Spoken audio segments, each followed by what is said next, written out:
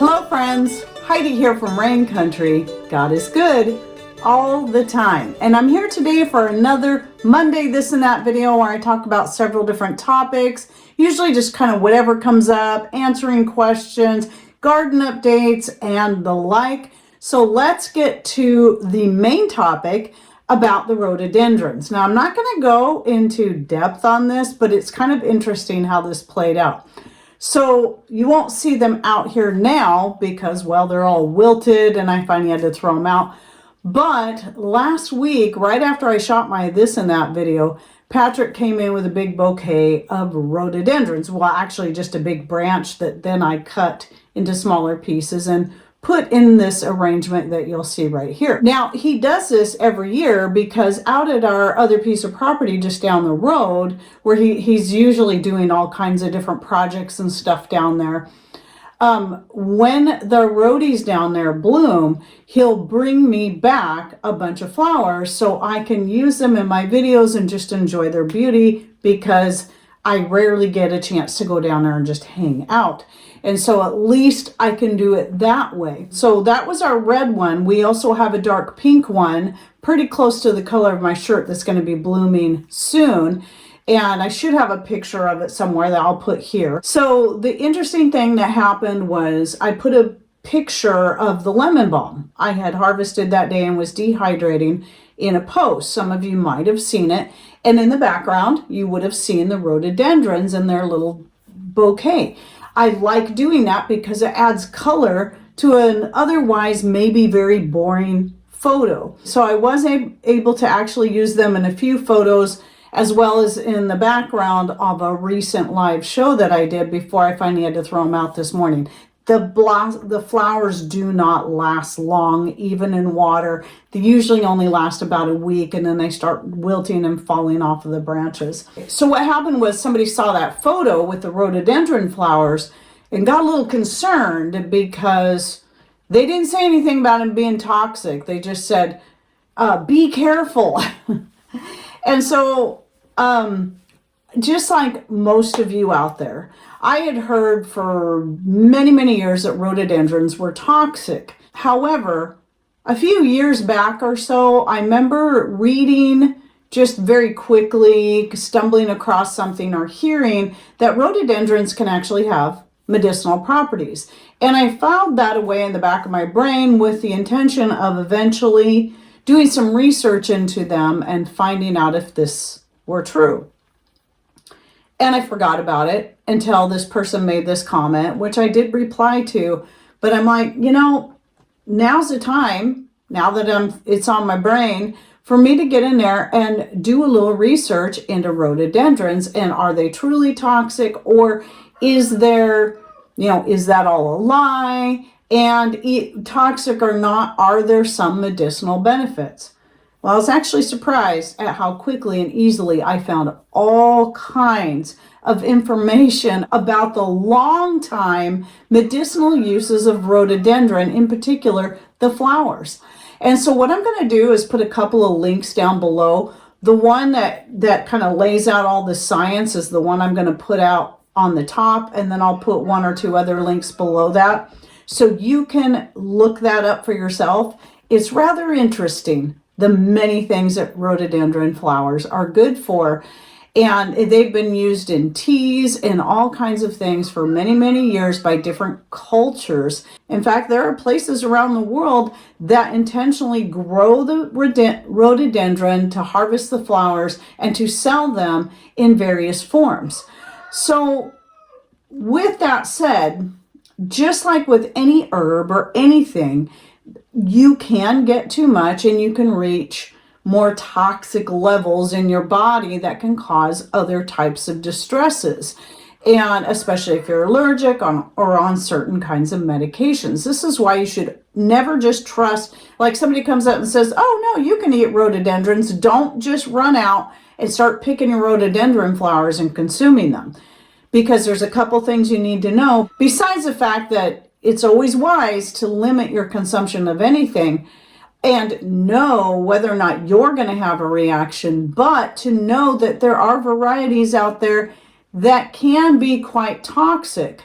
Though they probably still have medicinal uses, you would have to be far more careful. It's kind of like the elderberry. The red elderberry, though it can be used medicinally, just like the black and the blue, chances are of getting too much of that and where it reaches a toxic level in the red is more likely than in the blue or the black.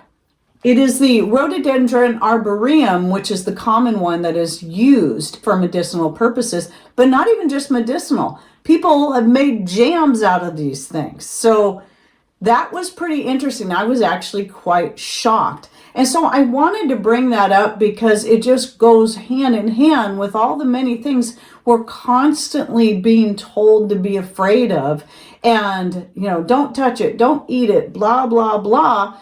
And sometimes when you look a little deeper, you find out that that very same herb or whatever has been used for centuries or thousands of years for many different things, and it was not toxic, or at least not toxic in just a common everyday use. High quantities, yes, maybe.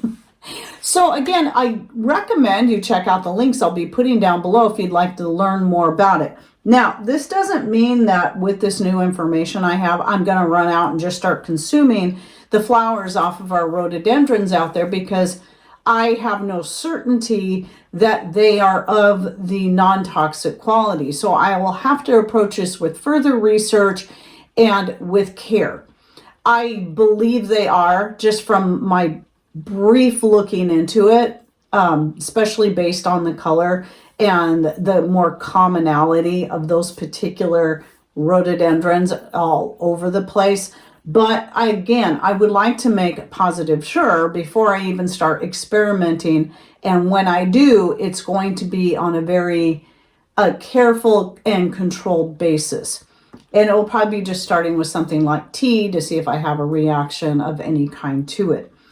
And some of the medicinal benefits, I'm just going to list a few of them, of the rhododendron flowers. They are a natural analgesic, which means a pain reliever. They're really good for your skin health. You can use it topically as a healing treatment, like so many other herbs. They're anti-inflammatory, antioxidant, and have natural diuretic properties. Are anti-aging and are good for bone health. That's just a very, very short list. There's so many more. And again, check out those links I'll be putting in the description box to learn more about that. So anyway, the next thing I wanted to talk about, you'll see I have a bunch of herbs. These are the things right here in these jars, just some of the stuff I've been putting up from my garden so far this season. So I've got you guys know about the dandelion, the thyme, the valerian leaf. I've got comfrey and nettle and lemon balm, and then the camellia flowers. But one of the things I just started dehydrating the other day are my rhubarb. So the rhubarb, I usually wait till it gets taller and a little bigger, but because it's so thick out there, I notice what happens is that the thicker it gets like that, the rhubarb stalks get skinnier. They don't get the same amount of size to them. Now the ones I did harvest, this is actually 6 stalks of rhubarb right here, believe it or not. Now, while they were a normal size around, they were only each about that long. So I was going to wait until they got at least the more standard size, but because I wanted to thin it out a little bit, I thought I'd go ahead and get started. And this is one of the things I wanted to show you, that for a couple of reasons why I like to dehydrate rhubarb is even those 6 stalks, if used fresh, they would have filled at least a quart jar the way they were. But dehydrated, it's not even a half pint. I don't even have this pint jar halfway filled up yet. So just dehydrating them alone is going to take up a lot less space in my food storage. And then I don't blanch them. I never blanch them. I did that one time following directions, and I hated how they stuck to the trays. It was a terrible mess. So I stopped doing that and find out that they rehydrate beautifully, especially if you're going to cook with them anyway. Just throw them in some water, heat it up, cook it a little bit, and they'll rehydrate. And I have done that. I've done stuff with using the dehydrated rhubarb, but the dehydrating process means I can put up a lot of rhubarb without taking up a whole lot of space in my pantry. Now, one thing that will take up even less space is taking that same rhubarb and powdering it, which I will be doing once I get at least a whole quart jar full of the dehydrated rhubarb, because I like to wait till I have enough to bother, dirtying up my blender, because that's what I use to powder it, is my blender. I guess I could go this way, it'd be easier. But anyway, if I'm going to dirty it up anyway, I want to have a lot more to do at a time. And maybe I'll do a couple of quart jars before I powder it up. So I don't know how much rhubarb this is. I don't recall. I really don't know, because it was several years worth of rhubarb that I dried like this and stored in pint jars that I've been finding back there and pulling out and then powdering it up, because this is the number one way I use it now, and takes up even less space in storage. So if you can just imagine, I've got 6 rhubarb stalks in here that were of regular width, though they were on the shorter side. Still, if they had been full length, they still probably would have only filled up maybe half the jar. And then taking that and powdering it down where it takes up even less space, you can imagine there's quite a bit of rhubarb in this one jar. And so somebody was asking me the other day what I use the rhubarb powder for, because I just said fruit desserts. I thought that would be general enough that people could figure out that I'm talking about things like pies and fruit crisps and the like, and or fillings for turnovers. So anytime you're cooking up a pie or turnovers or fruit crisps and stuff, especially if you're using fruits that just taste a little better when you add a little lemon juice in it, something tart to really bring out that flavor. Well, if you're like us and you don't live in a climate that grows citrus well, but you can grow rhubarb like nobody's business, it is a great option, especially in a powdered form. And when I'm doing a pie, I use about a quarter cup of the powder. It's actually quite a bit, but boy, does it make those apple pies taste super good. I mean, they're good enough as they are, especially with the apples from our tree, but adding that rhubarb just takes it over the top. And so now this is the number one way I use it. You can, of course, also add it to smoothies and whatever else you think it sounds good in.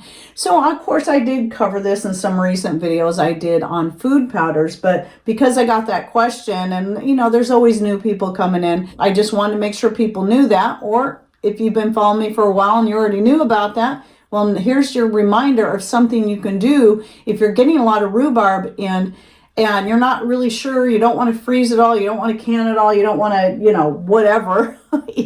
Here's one way you can put it up is even in just keeping it in the chopped up form like this, it's still going to take up a ton less space in storage. If you vacuum seal it, then when you're ready to powder, it'll make it easy to powder, just like what's in here. There's no sugar in rhubarb, so it powders up quite well, like any vegetable or herb would do.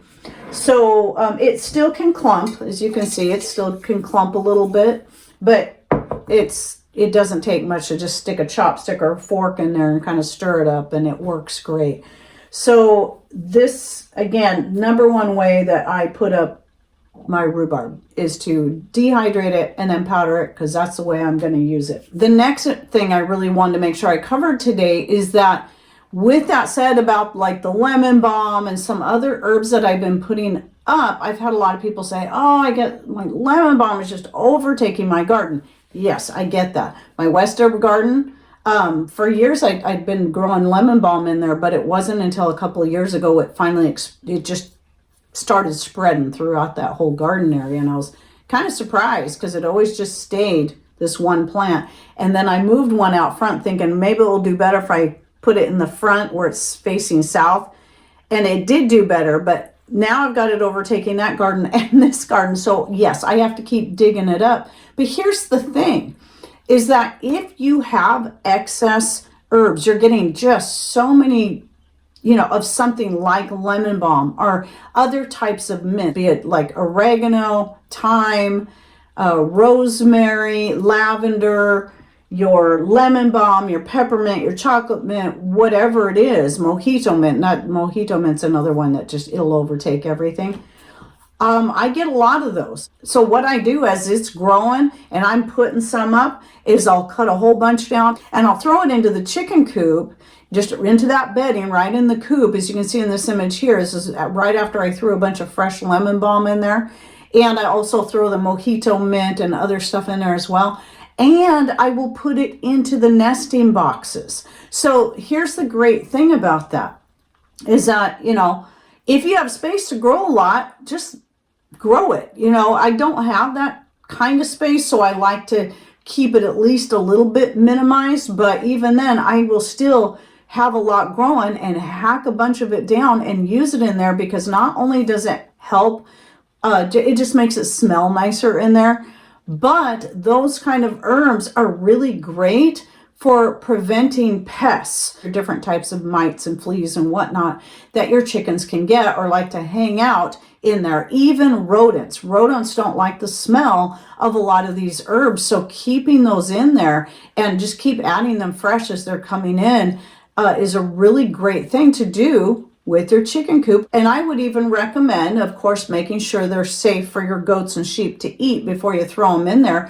But you could do the same thing with the bedding you use for your other farm animals. So yes, lots of uses for your excess herbs. Or you can keep if you don't have farm animals, just keep dehydrating a whole bunch up and put them up, because you never know from year to year if all of a sudden, no matter how healthy, just like my oregano plants, so healthy, constantly putting out tons and tons of oregano, and suddenly they got choked out by some other plants or various other things that happen. And one thing I learned is don't put a lot of wood ash in the gardens where I'm growing the oregano, or it could kill it. So I still have some oregano, a couple of small oregano plants left I was able to salvage, but you just never know. So that's one reason to put some excess up. Also, you can use some of your excess herbs for barter or to sell and make a little bit of profit off of what you're already doing. So, and with that said, I get this time of year, I get this question a lot when people see me dehydrating up a bunch of stuff. No, I do not sell my herbs. The most I do with them is I use them for local barter. I do not sell them because with my broad outreach on YouTube and other platforms and so many people asking all the time, there's no way I'd be able to keep up with the demand I get for these herbs, plus still being able to make sure I'm keeping enough for ourselves, because that's the reason I'm growing them, is for ourselves, not for the purpose of selling. I do sell most of the seeds that we get from our own herbs, but that's the extent of it when it comes to that. I don't sell my mixed greens blend. I don't sell any kind of tea blend. None of that. I never have. So the other thing is too, I would have to charge far more for my herbs by the ounce or by the pound than places such as Frontier Co-op, Azure Standard, and other such that sell organic herbs. Because of the type of setups they have, they're already ready to market this stuff, that they can put out a lot more and not have to charge as much as I would, considering my time, the energy required, even if I'm doing it all on solar power, whatever packaging I'm going to use to put it in, I would have to charge probably at least twice as much. So I highly recommend, if you're looking at purchasing dried herbs, my favorite places are Azure Standard. You'll always find the link to them in the description box down below. Frontier Co-op, usually you can get the best variety and prices by looking on Amazon for those. And they do have their own storefront, which I'll link to that as well in the description box. Anthony's Goods also is getting more and more organic herbs and spices that you can look into. They also, the number one place they sell their products is on Amazon. So I'll link to their storefront as well. All right, well, that's my this and that for the week. I hope you enjoyed this, and any thoughts, ideas you'd like to share, please put them in comments down below. Or you can just say hi, because every comment does help boost us in the algorithms, and we really appreciate you taking that extra few seconds to like and comment and just give us that boost that we need, especially now with all the changes to YouTube and kind of slamming a lot of us content creators and the algorithms. And to where even our own subscribers can't see our content. It's really frustrating. Anyway, all that does help us quite a bit. So, thanks for watching. Take care and God bless.